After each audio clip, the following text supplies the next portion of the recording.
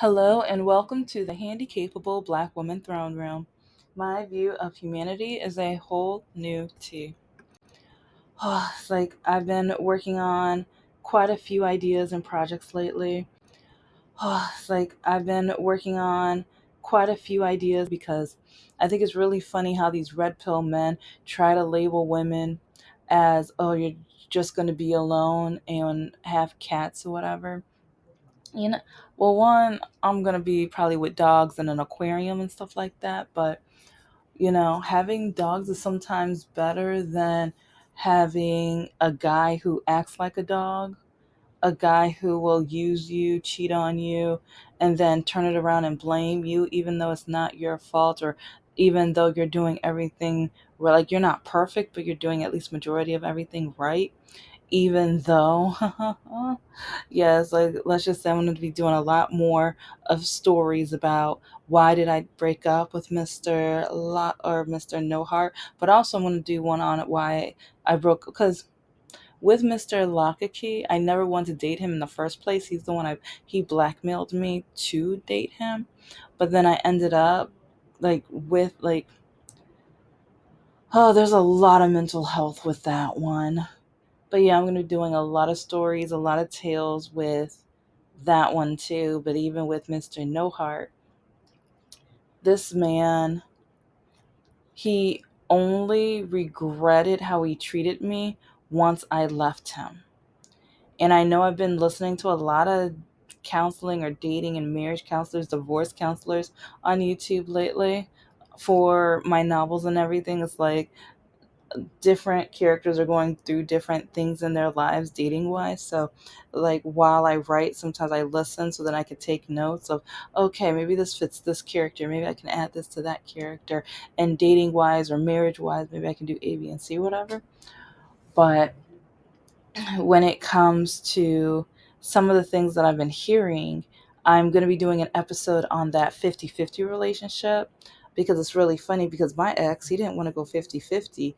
He wanted to go zero and he wanted me to do 150 because, yeah, listen to the oil change episode, listen to the Christmas present episode, and like some of them, like they're 2 or 3 episode series, like hour and a half. But it's like when I'm hearing some of these people tell their stories, I'm like, I understand. I understand completely.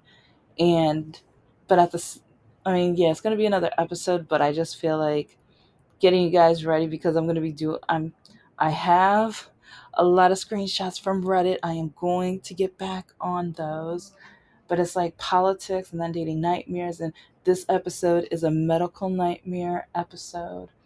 And yeah, it's like while writing my novels, I I'm my characters have the disability portion and the relationship portion, and it's like a lot of things that I'm dealing with as just as a person, and at the same time things that I have observed. I I still think it's crazy with how many women years ago they would be like, oh, you're still not married, you're not married. And I mentioned to you guys in one of my last episodes, if I uploaded our I might have not uploaded it. Yeah, that's how messy my YouTube channel is, but it'll be up soon if not. But the one, so like I knew she wasn't really a real friend, but since I worked with her for years, I was like, you know what, we can at least be work buddies or whatever. And but then like she reminds me so much of that Inventing Anna girl. But yeah, as soon as she got married, she was like, oh, I have no use for you anymore, you're not good enough for me anymore. And I found that like either I attract those type of people, because even with my ex, I broke up with him, but it wasn't until I broke up with him where he was trying to be like, "Oh, well, I'm not that bad. Am I that bad? Am I that bad?" Like it's like he just I remember on my birthday after what like yeah, I broke up with him and I was teaching a class at the university, and he had the nerve to text me happy birthday. But it's been this man, I have not heard his voice in 6 months, or actually, no, 7 or 8 months. Yeah. Might have been longer too, now that I think about it. And it's like, but it's like I heard my phone beep, and I'm like, all my friends and family that I care about know that I'm teaching right now. So who's ever number, because I saw a name come up, I didn't see the name, but I saw a name come up, so I knew the person. But I'm like, it better be an emergency, whatever. And next thing I know, it was him. I'm like, why are you texting me? And he was like, it's your birthday, isn't it, or whatever. And I'm just like, oh, you remembered. Because part of me is like, oh, do you need to borrow money? Do you need something? What? And he was like, was I that bad? Okay, ladies, like, maybe this is why I'm saying this right now, because I want to talk about him so much more. But maybe it's like, I have to say this for those who need this. If a man ever says, was I that bad? Tell him to take the that out. Because if a man ever has to go to the point where he says that bad, no, was I bad? Was I bad? Are you bad? Yeah. It's like, don't, like, no, don't put that filler right there. No. It's like, are you bad, period? Because it's like, if a man ever knows that he's being bad to a woman, don't be surprised when she leaves you. Don't be surprised when she leaves you.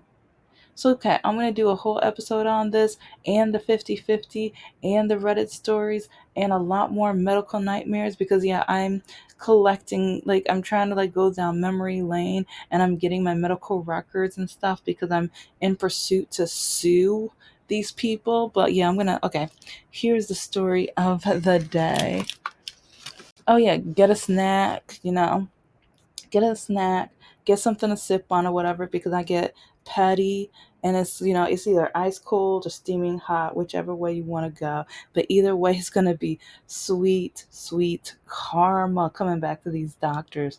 Well, if it turns out that they say I can't sue, at least all of them are going to be on blast on my channel. And if they try to come back telling me I can't do so, I'm like, oh, can we put you on the stand and you try to say that I'm not telling the truth? Yeah, let's go. Let's go. Because yeah, yeah. Part of me is just like, yeah, let's go to, like, take me to court. Let's go.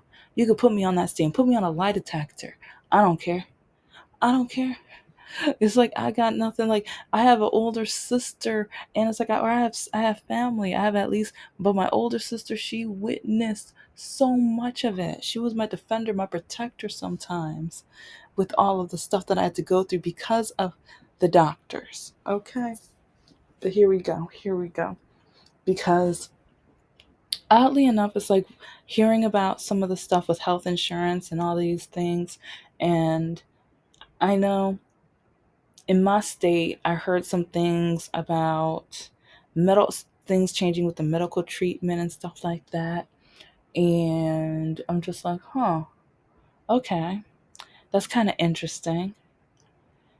And I was talking with my dad about, like, oh, well, we were discussing the story because we were watching it together, or whatever. And he told me, well, I know I've been through a lot more than you have. And it's like, you need to start acting like, I mean, full chest, full chest. And I was just like, honey, boo boo, okay. So, like, I'm about to tell the story in a second, but I'm just like, you know what? Like, hold my strawberry daiquiri. Okay. I don't drink beer, but okay, here's hold my strawberry daiquiri. Okay. Because some people don't know what people with undiagnosed disabilities go through. People don't know what people with diagnosed disabilities go through. So when people automatically try to say, I've been through more than you, and it's like, years wise, yes, years wise, he has. But I still remember one time when I tried to tell him a story about what I've been through when it comes to my disability, he tells me to stop. He's told me to, he was like, I don't want to hear this. I don't want to hear that. Oh, so you don't want to hear, like, you you say you've been through more, but when I try to tell you the crap I had to fight through and been through and cry through, and then my self-esteem was so low I didn't think I was worthy of being hired by like high companies, even though I have, and I worked hard for my degrees. I've worked for different companies. That's to the point where till this day, two of my closest friends are my bosses from when I used to do promotional modeling, and I worked for so many different companies. Till this day, it's like I have almost a perfect record with my secret shopping.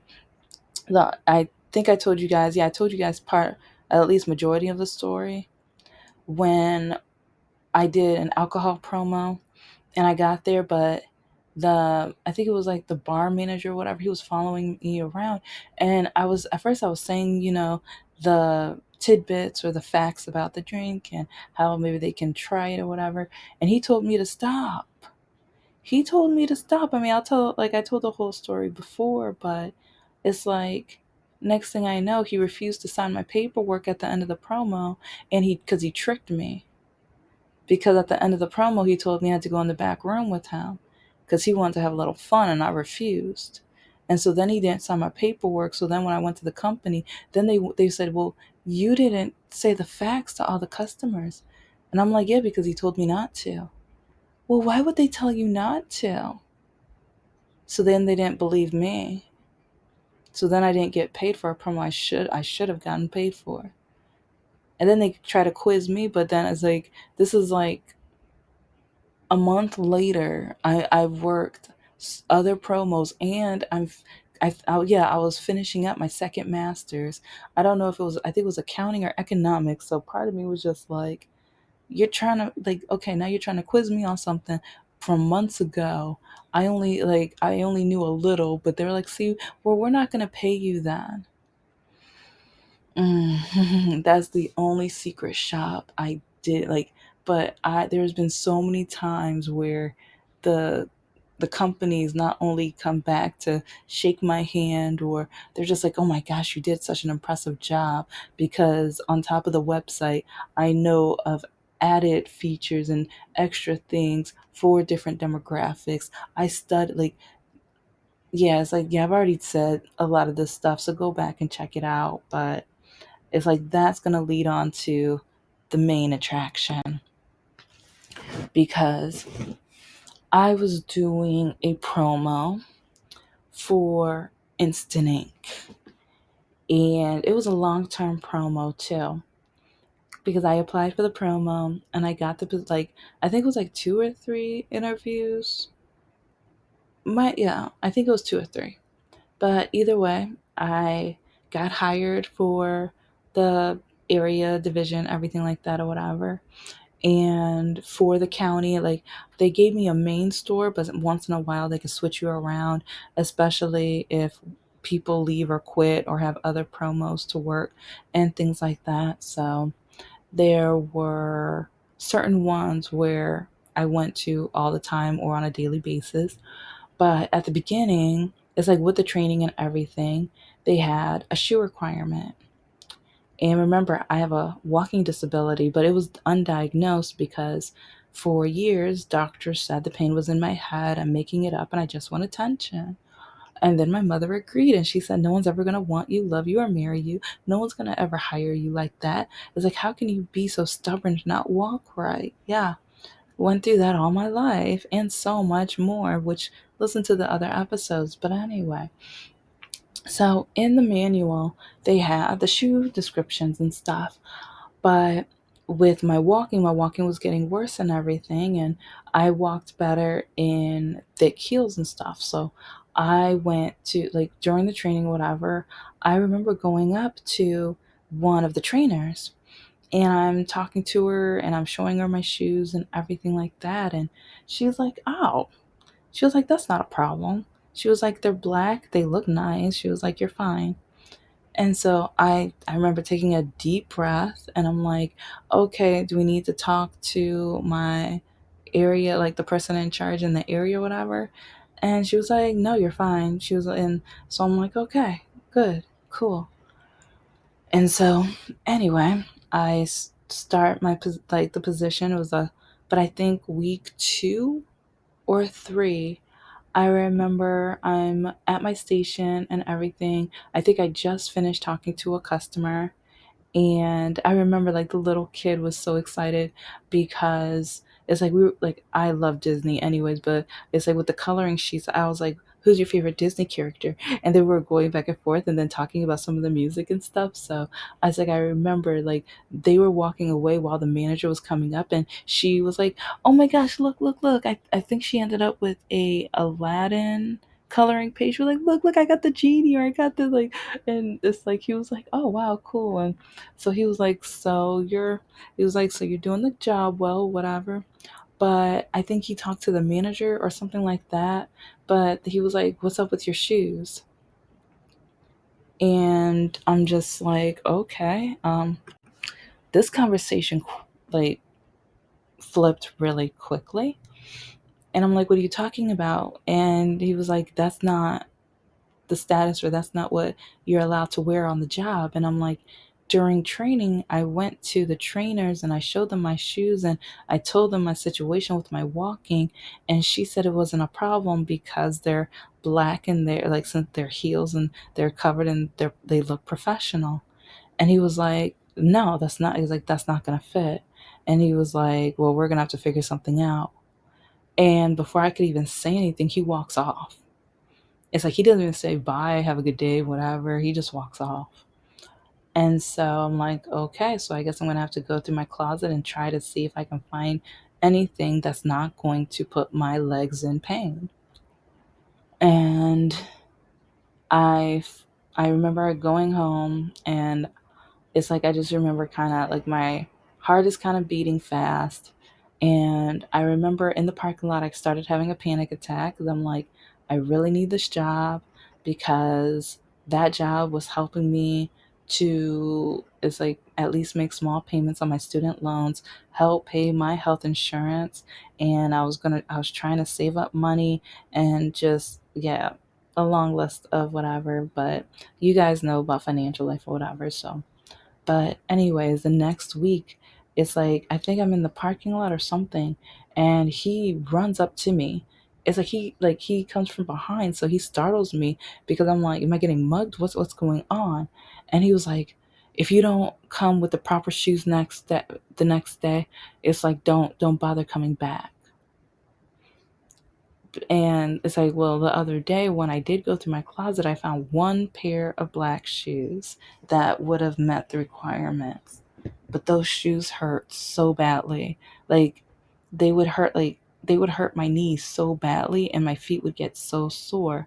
I don't know why, but it's like with flatter shoes and especially shoes like that, it felt like needles.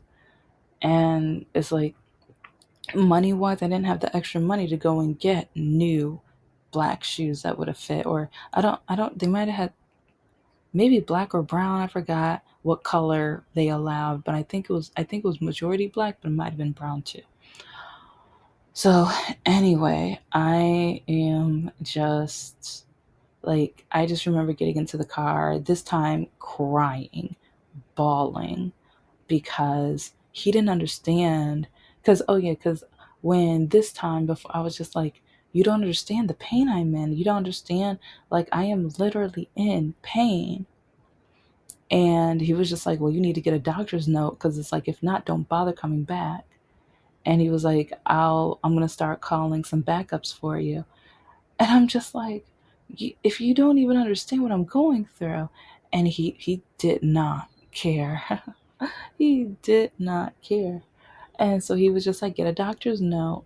But he didn't understand what he was asking me to do because this doctor, I tried changing doctors too. It's like, yeah, if you would already know this, if you've been listening to the over 400 episodes and stuff, but I was trying to change doctors for years, but to a point where like my mother, like she would call my mother and my mother would threaten for me not to change doctors. So like her and my mother had like they had a clique, and that's, yeah, that's where I'm going to because I've asked for doctor's notes before, and I've had to stop working promos before because my doctor told me, "You're just being lazy. You need to start walking right. Why are you so stubborn? Why don't you want to walk right? Why don't you want to be normal? Do you want attention this badly?" She would say this in the doctor's office. She would put me down until I cried. And one time she laughed. Ha ha ha, you want attention. That's what she said. Ha ha ha, you want attention. She said some other things, but I remember right when she said that, I was bawling. I remember I had like the biggest red eyes leaving the doctor's office. And like a lady was like, "Oh, what kind of medication did you have to take?" And I was just like, just leave me alone. But like, it's funny how many times I've had to leave the doctor's office in tears. Because even with Dr. George, yeah, go back to Dr. George. That one is a What Makes a Villain episode. Yeah, I was crying, leaving out. Like, yeah, wow, yeah. I'm emotional, whatever, but dang, I'm just kind of, and like, doctors have really, really made my life a nightmare. But anyway, I tried calling her because I'm like, I need to work. This is a long-term promo, kind of hard to find, especially in the winter time. And also this promo kind of lines up perfectly with my grad school, because like where I can work on my tests and stuff in the evening afterwards. Some nights I work alcohol beverage promos or whatever, but it's like everything was going to be able to line up so that I could be able to finish my master's, which was my top goal and stuff. And so I contacted her. Lo and behold, exactly what I was scared of happened. She basically laughed at me over the phone and told me, "You're just so determined to stand out. Why do you want to stand?" Like, she was like, "Just walk right. I'm not giving you a doctor's note. I'm not giving you a doctor's note." She was like, "Nothing's wrong with you." Instead of admitting that over the years I'm getting worse, over the years I keep saying something's wrong, over the years, like literally crying in her office and her just mocking me, teasing me, putting me down. Yeah, yeah. And so then she calls my mother, and then my mother puts me down. I'm not even gonna. It's like some things are meant to be laid to rest. I might be petty and say it later because who, oh, the nightmare I had that. But anyway, so I had to wear those shoes. I had to wear those shoes. I wore those shoes, and they were like later in the day where I would have to hold on to the shelving near the printer or at the printer station, and or I would kind of find an area in my section that had a shelf just low enough so I can kind of lean on or sit on, so I didn't have to put all my body or pressure into the shoes because that's how bad my feet hurt. And or I would try to space out time where I can go to the restroom, but I didn't have to go. It was so that I could sit because I was in so much pain. And sometimes I would be in the bathroom crying because my feet would start bleeding and being like I had bruises on my feet and stuff. And then when I get in my car, I had to start having a change of socks because my feet would start bleeding and the bruises on my feet were so bad. So then when I got home, it's crazy. I created a kit in my bedroom for the bruises on my feet so that I would be able to try to heal up for the next day of torture. But no one would allow me to get a doctor's note. But since I couldn't get a doctor's note, I had to wear those shoes because if I didn't wear those shoes, I wouldn't be able to work that job. But yeah, the good old days, right? The good, like, but then I just remember I saw him, I met him again at another promo, and I wanted nothing to do with him. And he had the nerve to say that I was stuck up because I wouldn't talk to him.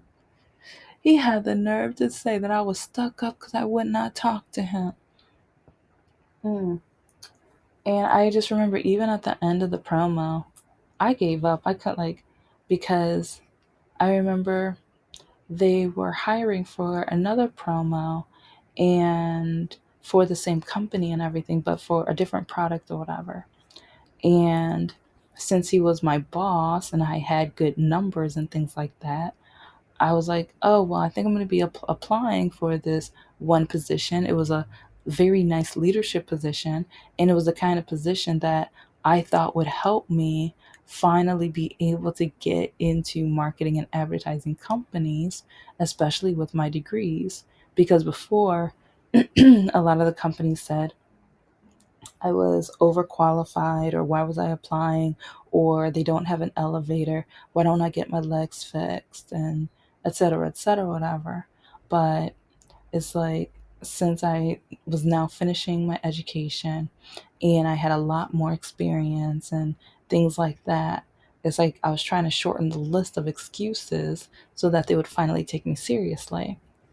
But I just remember he was just like, oh, you don't want to work at this company. You don't want to be stuck with me. And he said, like, there's some things where they said some awful, terrible things, but for my mental health, I had to make sure I forgot because, oh, I would be saying them right now. But I just remember the way he mocked me, too. And even with his comrade, it's like the way they put me down or whatever. But the thing was, like, they kept giving me compliments, but the only thing they had an issue with was my shoes for the entire time. The entire time. It's like I got to work, I did my job, I did what I was supposed to do, and I wasn't any trouble at all. It's like I sold as many as I could. And even sometimes with the laptop people, like I started learning more about the laptops there. So then it's like if a client or customer was saying, well, I would get a printer, but, and it was something laptop related or something to upgrade or whatever, I'm like, oh yeah, no, let's talk to like Jim or Richard or like all of the people at this location were of pale complexion. So I'm saying pale complexion names, but oh, my supervisor wasn't pale. That's another funny thing. Like, he didn't have my back whatsoever, and he was one of the most, in my opinion, yeah, I don't have many nice things about him, but it's just crazy how he treated me. But then I think months or a year later, when I bumped into him at another promo, had the nerve to call me stuck up because I didn't want to talk to him. Thank you so much for listening to the Handicapable Black Woman Throne Room. I am a woman, I am of color, and I am handicapable. But most importantly, I am human and you're human too.